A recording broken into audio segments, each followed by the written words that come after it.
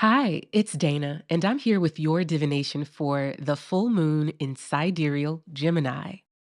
The 2026 Sidereal Astrology Guide says, reconciling the contradictions between words and intention. Break down. If you can't hold it, let it hold you. Let it carry you. When you've done all that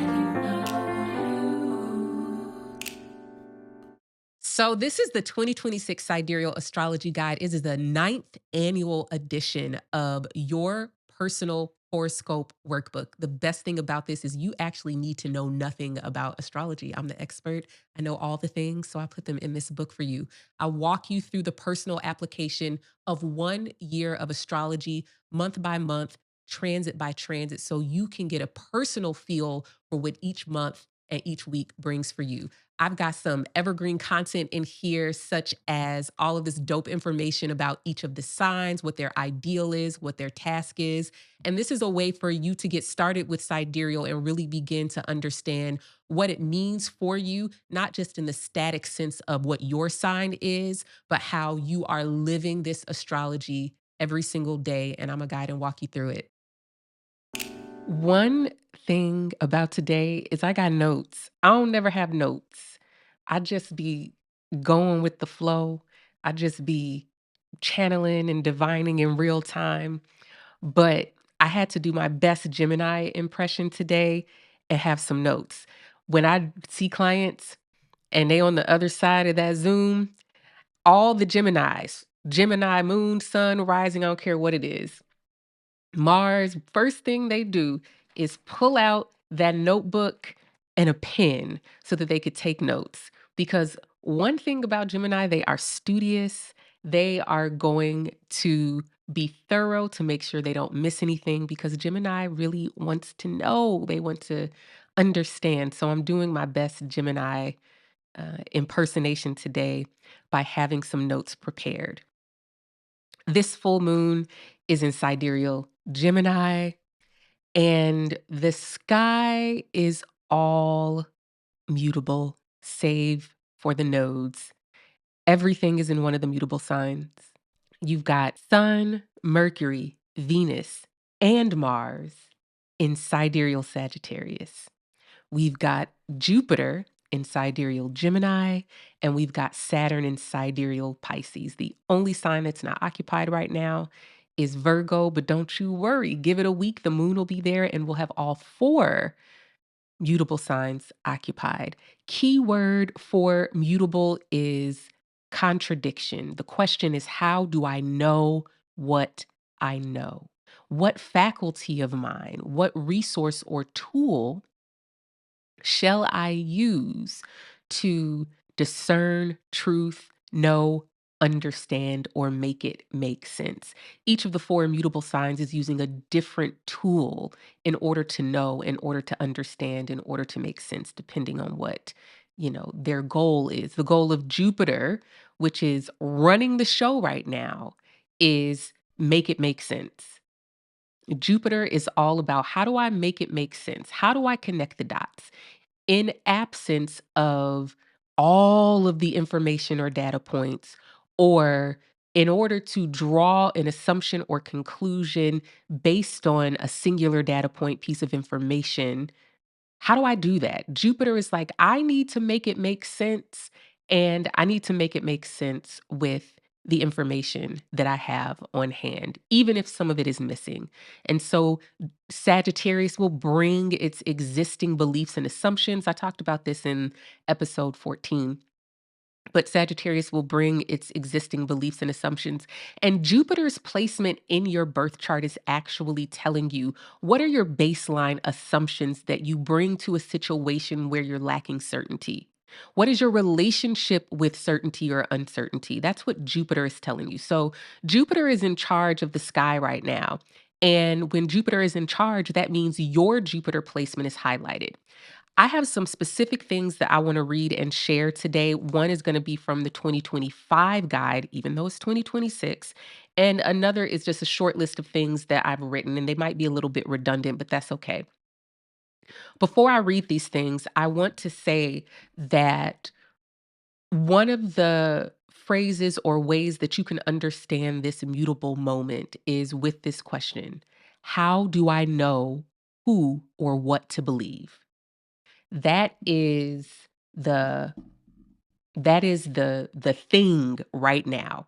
How do I know who or what to believe when we have mainstream media very openly being bought by millionaires and billionaires and very openly controlling what type of information we're exposed to, what type of information goes on the air, who gets to speak, what do they get to say, how do they get to say it, and when do they have to say it? In the age of AI, where videos, you cannot tell if something is AI or not. You cannot tell if something is AI generated. Matter of fact, there was a video going round of a New Year's celebration alleged to be in Brooklyn or New York, I believe. It showed these images of a fireworks display going on in New York, but it was not real, right? And many people believed that. They believed that there was a real celebration going on in New York, and that caused all kind of confusion. This is this is really important, what I'm about to say. It is probably one of the most important things that I will say in 2026. And so you need to listen and you need to write this down and commit this to memory. I've said this before, so this might be repetition to some people. European culture, the Western cultural values that have their roots, honestly, primarily in Victorian era uh, Europe, right? That's really where a lot of our cultural norms in the West come from. It is where the dominant cultural values and dynamics come from in the West. This has been a culture that prioritizes the sense of sight as the primary way to know what is real, to know what is fact, and to know what is true. The sense of sight has been the primary way that the West has organized its social hierarchies, its material hierarchies, and its relationship to the earth. European colonizers weaponized our sense of sight against us. They weaponized our sense of sight against us in two ways. One, through identity. European colonizers and all of their descendants across the world who continue on in both spirit and work of what they begun, all prioritize the sense of sight as a means to determining someone's identity and subsequently as a means to placing them in a hierarchy of power or dominance. This might be getting too deep for some of y'all, but you need to write it down, take notes, look up the words you don't understand, and then get with your homies and discuss it so that you can really get this knowledge that I'm dropping on you. The sense of sight, our sense of sight has been weaponized against us by European colonizers and the social dominant force of whiteness by convincing us with violence that your eyes are the means by which you must identify yourself and each other. And once you have identified yourself and others, that identity will be used in a hierarchy of dominance. So when you asking somebody, what's your gender? Are you a boy or a girl? Right then and there, That is evidence that you have been colonized and conditioned to prioritize your sense of sight over all others in order to relate to other people. What are you, Black? What are you mixed with? What is your ethnicity? Again, you have been colonized and conditioned to prioritize your sense of sight over all others as a means to identify other people. And that need to identify other people is so that you can place them in a hierarchy of dominance. This is coming to an end. It is rapidly concluding. This era, where the sense of sight is prioritized over all others and weaponized against ourselves and each other, is coming to an end. All things come to an end. All eras come to an end. I need you to imagine a time before photographs, a time before moving pictures, a time before, you know, uh, cameras, really, a time before television. I need you to understand a time before European colonization. I need you to understand that everything that occurs on the other side of European colonization, everything that occurs on the other side of the advent of the photograph, the television, the film, mainstream media, and news media that prioritizes photographs and film or video, everything on the other side of that is a world that sees every other sense and means of engaging socially and with the world as weak and inferior. This can be summed up to say that we have been colonized and conditioned to believe what we are told to see. This era is coming to an end. This era where we do not value our ears, we do not value our sense of feeling in place and space, where we do not value our body and bodily functions, our feelings, our sensations. When we don't value those things because our sense of sight is weaponized against us, AI is killing it. The most logical, ultimate conclusion of a violent culture that weaponizes the sense of sight in order to maintain social and economic hierarchies is that we get AI. Because AI's function, where it's ultimately going, where it is that I can fabricate images and videos where you cannot tell the difference between a fake one and a real one. They have been feeding us AI generated videos of Trump since he has been in office, and nobody is saying anything. Nobody is questioning it.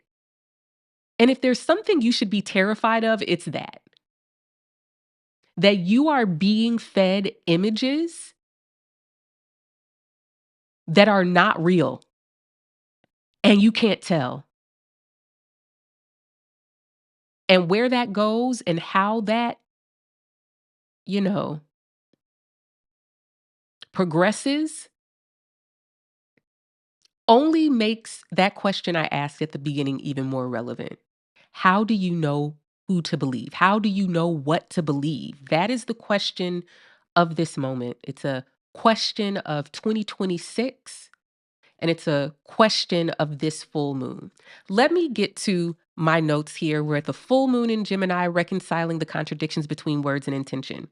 And I want to just read this passage. This is from the May monthly summary of the 2025 guide, RIP to the monthly summaries. Because they are not in the 2026 version, but this is so cute. It's so cute. You see the difference? Anyways, so Jupiter is in Gemini at this full moon. I've talked about Jupiter, what it means earlier in this episode, and I talked about it ruling the sky right now. So I'm going to read this passage that I wrote about Jupiter in Gemini and kind of what we could expect from it.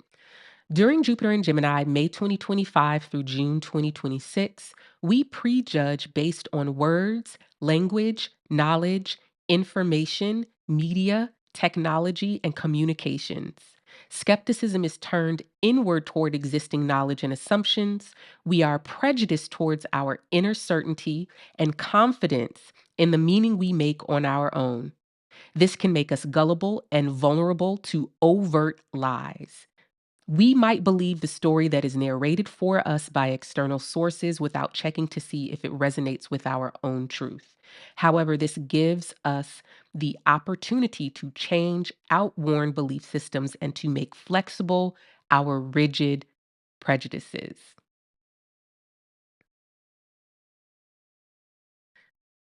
This moment is about really sitting with the fact that you cannot take some things at face value, that some things are not what they appear to be. And often, when we don't take things at face value, when we're skeptical about what we see, when we have suspicion towards what's being presented to us, we tend to fill in the blanks or apply our conditioning. We tend to fill in the blanks and apply our indoctrination. But this full moon in this moment is saying, wait, before you project onto this thing you're seeing, hearing, witnessing, experiencing what you already believe to be true.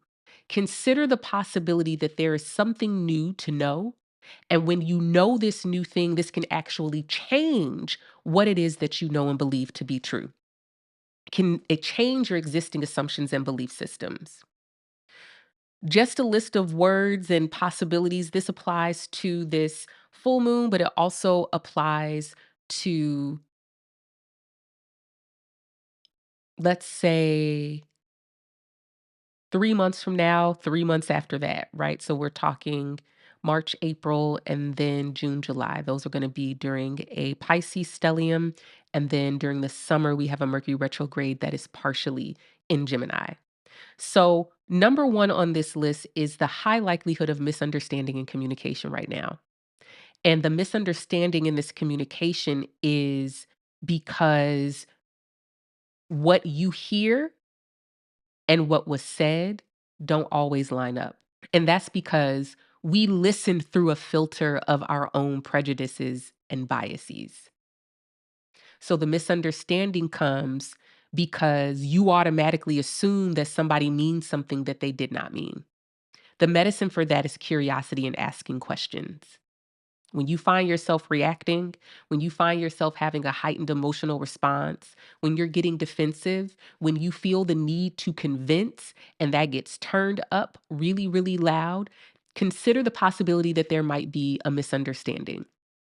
Consider the possibility that y'all just might not be hearing each other because you just have a different vantage point that you're coming from. That different vantage point can be a different set of experiences that have shaped the way that you hear and receive new information.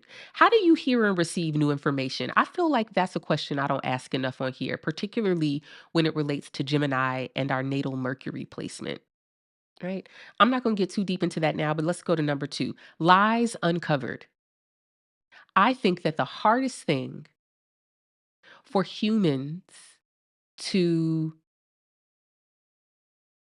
process is the fact that they've been lied to, because people perceive being lied to as a statement about their intellectual capacity rather than a statement about the lying party's duplicitous nature, rather than a statement about the intention to deceive for the purposes of domination and controlling. A lot of people say, "Oh, you lied to me. What do you think? I'm stupid?" They may or may not think you're stupid.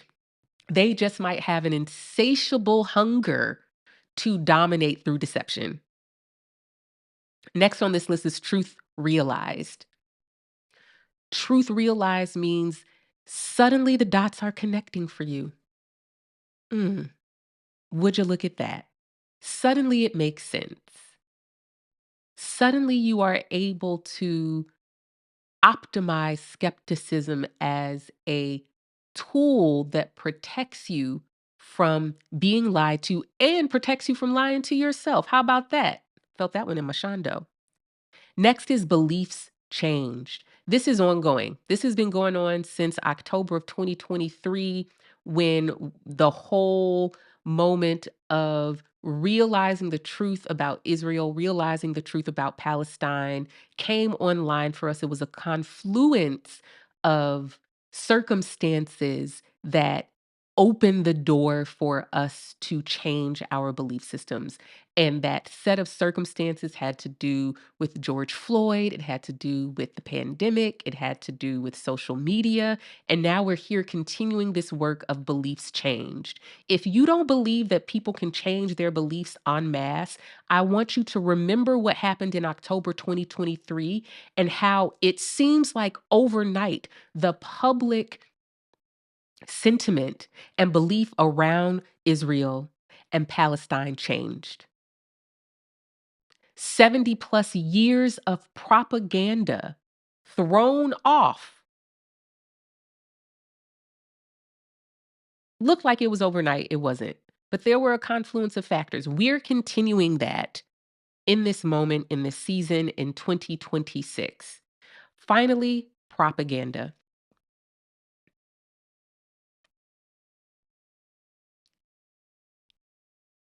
Nobody, and I mean nobody, believes they're being fed propaganda. I mean, I won't say nobody. There are some people who know they're being fed propaganda. I would say most people have no idea that they are being fed propaganda. Mm. Whole entire United States education propaganda. My God. Shout out to Dominique Morgan for shifting the culture. Gotta love a Black trans woman for really just having the power to shift the language.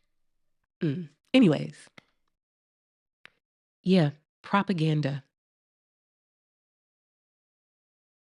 One of the things I learned, and I believe this was either while I was working on the 2025 sidereal astrology guide or the 2026 sidereal astrology guide, probably the 2025, because I think it's in the 2025 guide somewhere, that during World War I and World War II, the United States government created offices of propaganda.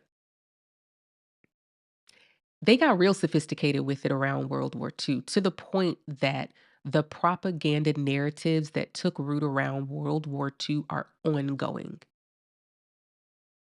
When you see films glorifying the military might of America, when you see films and television glorifying the police, when you see film and television, glorifying American supremacy, that's all propaganda because the way that you can tell whether something is propaganda is by asking this question. Is this source willing to tell an unflattering truth about themselves?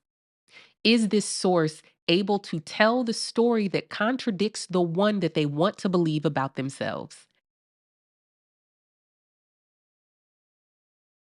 Is the United States education system able to tell a story about America that contradicts the story that America wants to believe about itself? If the answer to that is no, it's propaganda. Is the news media, is the news source that you read or watch able to tell an unflattering story about themselves and about America that contradicts the story that they want you to believe about them?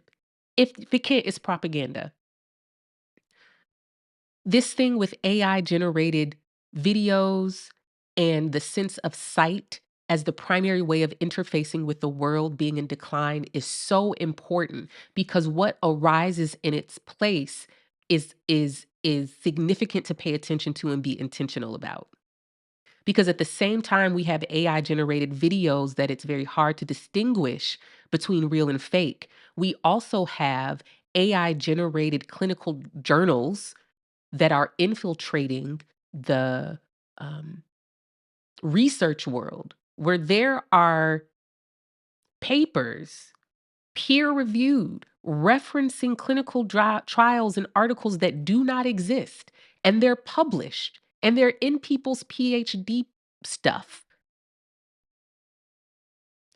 In this climate, we have to have a twofold strategy to reconcile the contradiction between words and intention because the words are what you read and the meaning you glean from it, but the intention is behind how it was created and what that intention was meant to bring from out you. So we have to have a two-pronged strategy.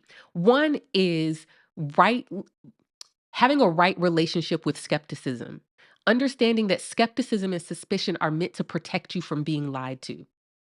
But you also have to remember that you also need that skepticism to protect yourself from lying to yourself about yourself. And I think that's a big moment right now in terms of opportunities for growth and maximizing the moment of this full moon. We need to be skeptical and considering that anything that you see on that little square screen that you put in your pocket or purse or that TV in front of your face, or your computer or laptop or tablet, you need to view any image with the possibility that it could be AI generated, which means the words that you hear coming out of somebody's mouth, they may have never uttered. And the actions that you see somebody taking with their body may have never happened. Yes, we need to be pushing towards policy to label AI. And, Donald Trump signed an executive order. This may have went under the radar, but he signed an executive order to try to make it so that states could not develop their own policies and laws regulating AI, right? The second pronged approach that we need to take is honing our other faculties. And the most important one that we will be honing in 2025, 2026, and 2027 is that of our emotional intelligence. How would I define emotional intelligence? I would not define it as the capacity to intellectually know what you feel. I would define emotional intelligence as the ever expanding capacity to feel. Emotional intelligence and emotional availability are very much connected to me because emotional availability is talking about the range of emotions you have access to. Some of us don't have access to a wide range of emotions because some portions of the spectrum are cordoned off by shame, guilt, trauma, and fear. Rigid belief systems around identity that say because I am an insert gender here, I don't have access, cannot feel said feelings. But emotional intelligence, I think, is the way that that emotional availability manifests in relationship and community.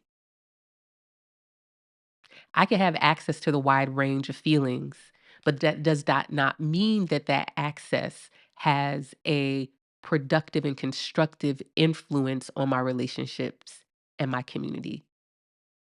So let's say that emotional availability and emotional intelligence are two things that 2025, well, we're in 2026, so 2026 and 2027 demand and require of us. We need to be able to hone in to the physical and emotional sensation that arises when we encounter a contradiction.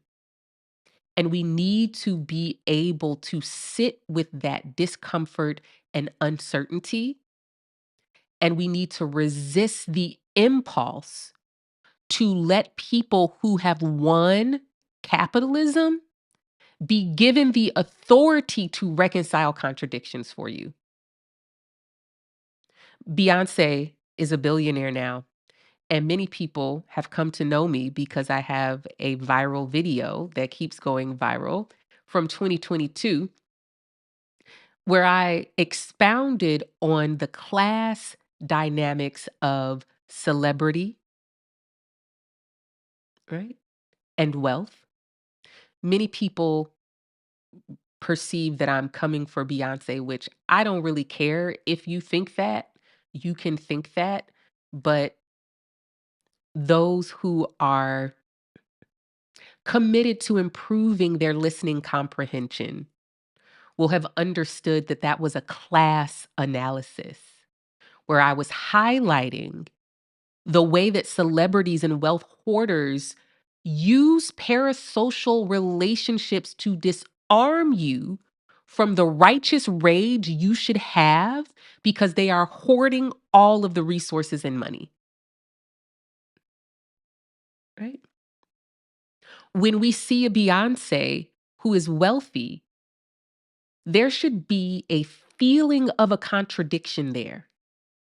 And that contradiction should first be, wait, why is she a billionaire and my health insurance cost just doubled, tripled, or quadrupled? Contradiction. Just sit there. Just sit there because your indoctrination is going to tell you that those two things are not related. Sit with the contradiction. Make room for uncertainty. Because it is only when you make room for uncertainty that the truth can actually emerge. Yeah, sometimes the truth is already what you know or what you believe, and that's cool. But in this particular moment, don't let folks weaponize uncertainty against you. Be mindful of folks weaponizing the discomfort of contradictions against you. So when you get to that contradiction, you have to sit with it. Because the immediate thing that you're gonna say, "Oh, well, she earned it." There is not an amount of labor or work you can do to become a billionaire. Because if it were, I promise you that teachers would be the richest in the world because they're doing the most work. Parents, primary parents, which are usually mothers, would be the richest people in the world. I saw someone did like a data collection calculation, and it was something like mothers work 101 hours a week. Why is a mother not a billionaire? Doesn't she work hard? Make it make sense. Why you want your mama to be poor? Whew.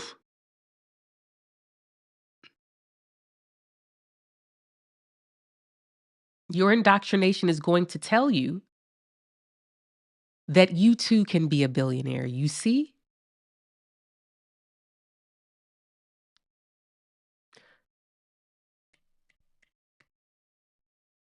I'm going to pause here and I'm going to get my tarot cards and I'm going to shuffle them and we going to see what the good word is.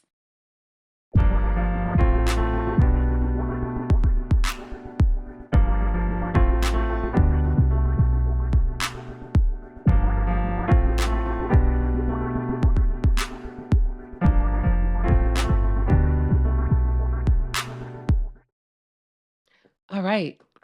I'm back with my tarot cards because if there's anything that we need right now is some insight, some wisdom, some guidance to navigate this moment of an incredible amount of contradictions and this moment where it's really, really, really, really difficult to know who to believe, to know what to believe. Um, yeah. And that's why we have divination for liberation, because we're going to define the patterns so that we can get closer to liberation. That's why we're here. All right. We've got the Three of Swords on the bottom. The Three of Swords is cutting through the BS. It is to cut through the nonsense. It is to get closer and closer and closer to the core of some truth. The Three of Swords can be breaking up a stalemate, making a decision of some kind. It can be telling or realizing an uncomfortable truth. It could be a truth that severs, a truth that separates, a truth that changes in some way. Getting to some truth. The Three of Swords comes after the Two of Swords. And with the Two of Swords, it's always like this moment of indecision, or this moment of not having enough information to make a decision, not having all of the facts, and so needing to withhold or refrain from making a decision or forming a judgment. When we get to the Three of Swords, whatever that piece of information was that we needed, or pieces of information that we needed, the truth is there. And I think with the Three of Swords, there's this question of like, how does this piece of information and knowledge change things for me? How does this break up the stalemate of indecision in my life? Why does this make me uncomfortable? What can I do with this uncomfortable truth? Hopefully, the rest of these cards will give us some insight, right? We've got the Seven of Swords and we've got the Two of Wands.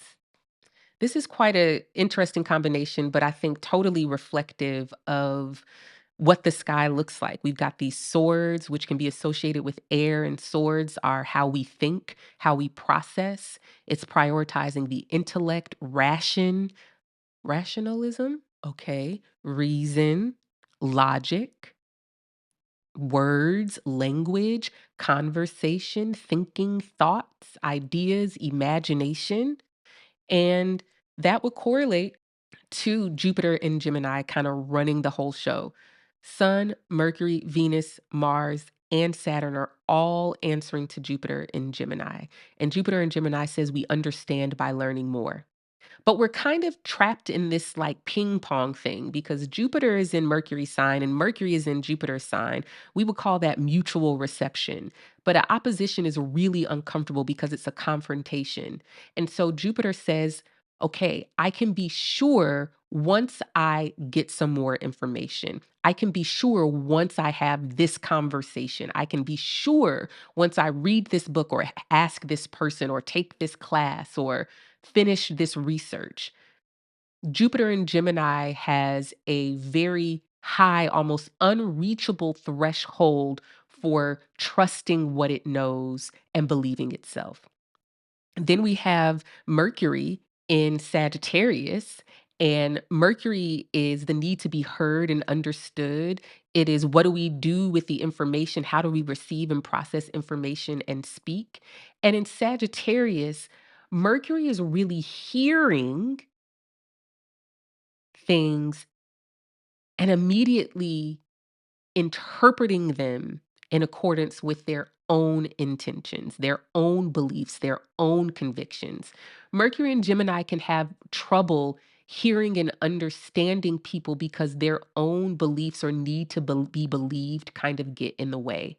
And so, this is why I talked about this full moon being a moment where misunderstandings and communication can be very prominent and happening, because our own beliefs about ourselves, about the way the world works, about how relationships function, about who we are, they can be so loud with Mercury and Sagittarius and all of Mars and Venus and Sun that we can't even receive the new information and hear it, because it's more important for us to be believed and it's more important for us to convince. And so when we get that new information, we go on the defensive because our existing beliefs about ourselves, what we're capable of, um, you know, the way the world should work politically, economic, and socially, that kind of gets triggered. Where it's like when I even hear this information that contradicts what I believe to be true about my self worth, for example,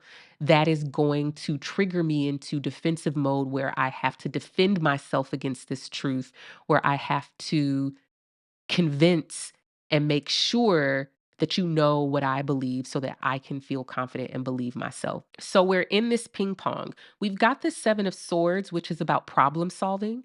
The 7 of Swords for me is a card about tinkering and trying to figure out just the right way to maneuver something, to say something, to do something so that we can get the result we're looking for. I often see the acquisition of a new skill in the 7 of Swords, meaning that this card can come up when we have to solve a problem we've never solved before.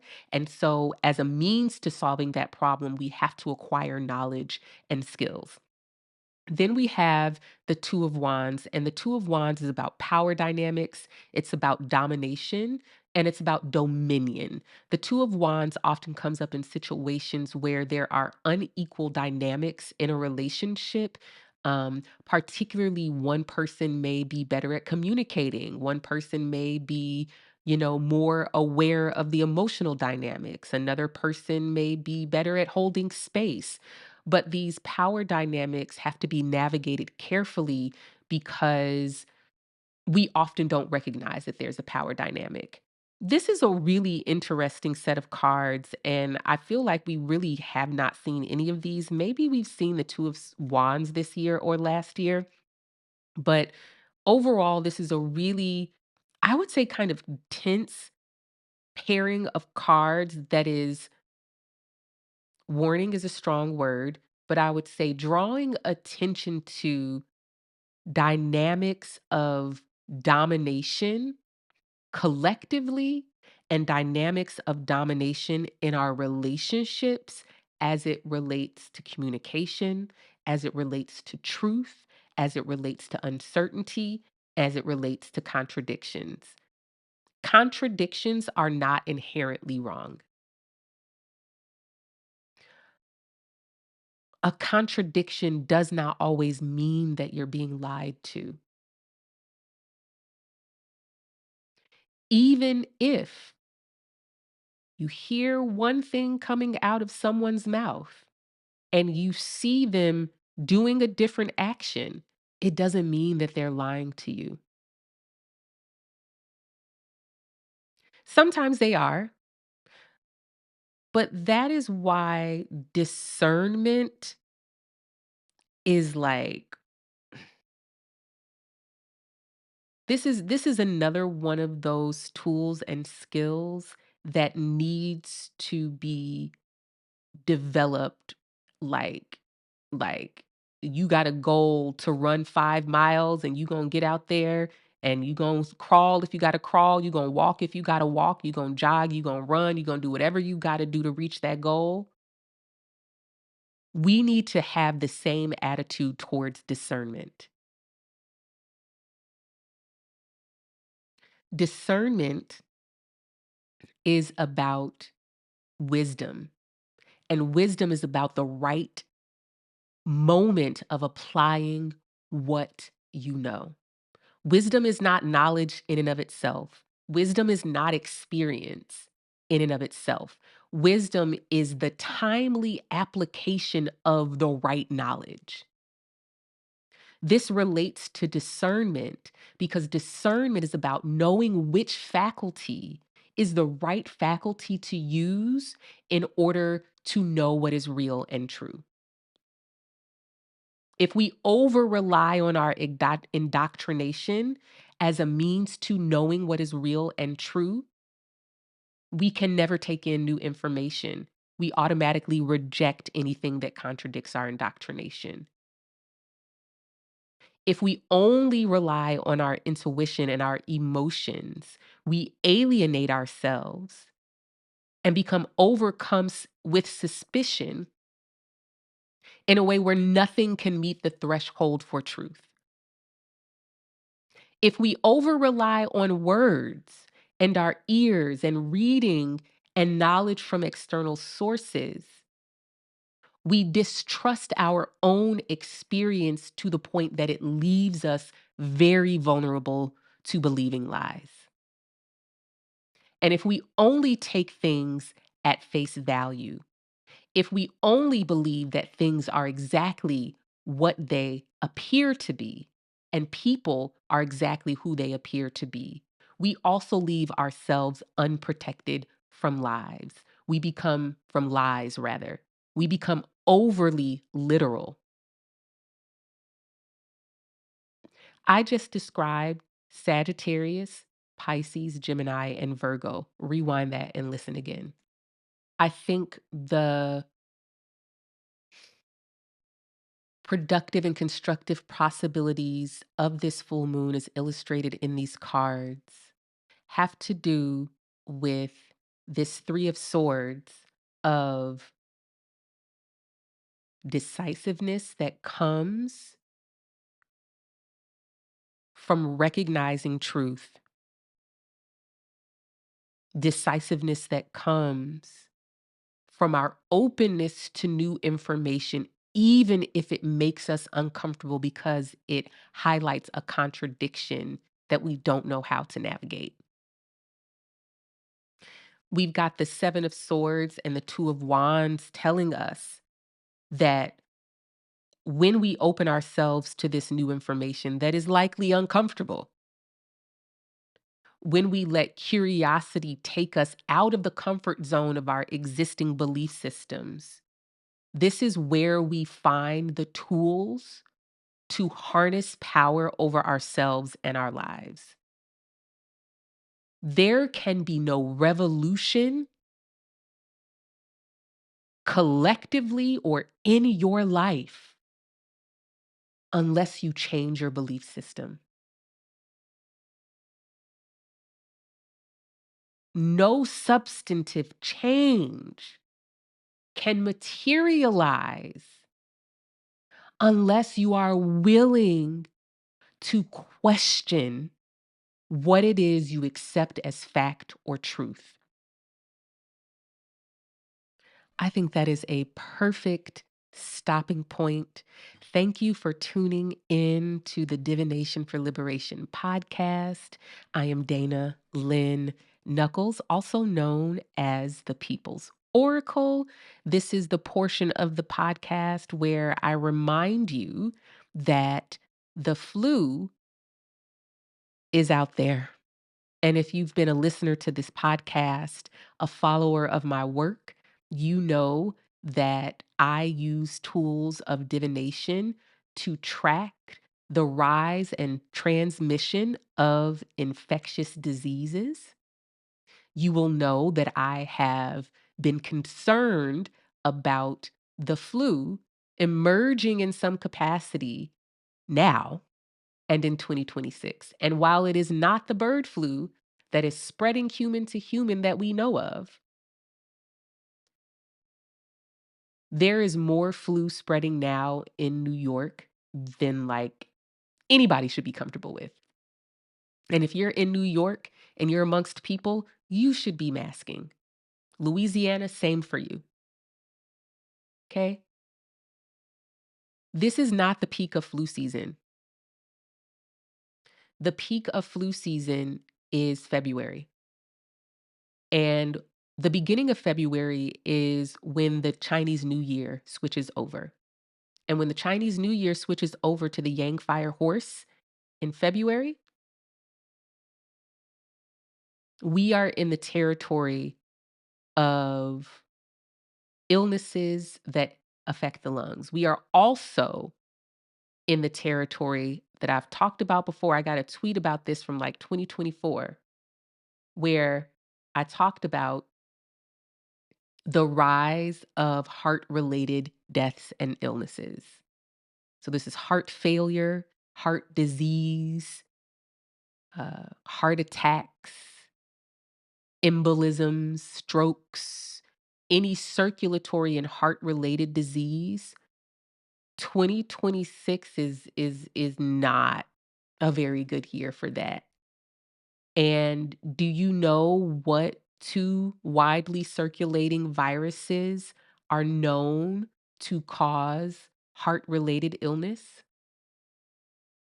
The flu. If you look at data for heart disease rates in the decades after the 1918 flu, you will see an incredible increase in the decades after the 1918 flu pandemic because the flu is known to cause heart issues. You'll also see a rise in schizophrenia. And there was actually some data that talked about children of people who survived the 1918 flu pandemic had excess rates of schizophrenia. Somebody on Instagram is saying one of the Big Brother cast from last year just passed away from a heart attack, flu related. I saw that story. SARS coronavirus 2 is a vascular disease. I know they told you it was like the flu, but a lot of people died from the flu. 3,100 people at least have died from the flu in 2025 and this flu season so far into 2026. So that's a lot of people. And this is not the peak. So, all of that to say, it's probably a really good idea to mask, especially if you're on an airplane, especially if you're in a place that has questionable ventilation. Before I go, one important thing that I've been thinking about is a lot of people over the course of my years of making very accurate predictions about COVID waves have asked me, when will it end and how will it end? Once this threat of bird flu came online, which was in about 2023, 24, the possibility that something else would occur, like a flu pandemic, epidemic, bird flu going human to human, that we would have to respond to in a way that would somehow end COVID. What has happened right now is that we let COVID run rampant to the point that it kind of ran out of mutational space, so to speak. So the reason part of the reason why we're not seeing those huge surges of COVID cases that we saw in 2021, 2022, 2023 is that SARS coronavirus 2, the virus that causes COVID, has kind of run out of space to mutate. Now, that's not to say that it won't mutate at some other point. It won't, that doesn't mean that we might not have a sudden surge of COVID, sometime over the next few years, maybe once we get to the 2030s. But 2026, I am optimistic about COVID. I'm not optimistic about the flu. I'm going to be doing a 2026 forecast sometime in January. Make sure you are following me on Instagram and Blue Sky. I'll post it on YouTube probably in like a post I think I can do. But I'm going to be doing a 2026 forecast where I'll be laying out my predictions and themes for 2026. You should come. And that's all I've got to say for today. Bye.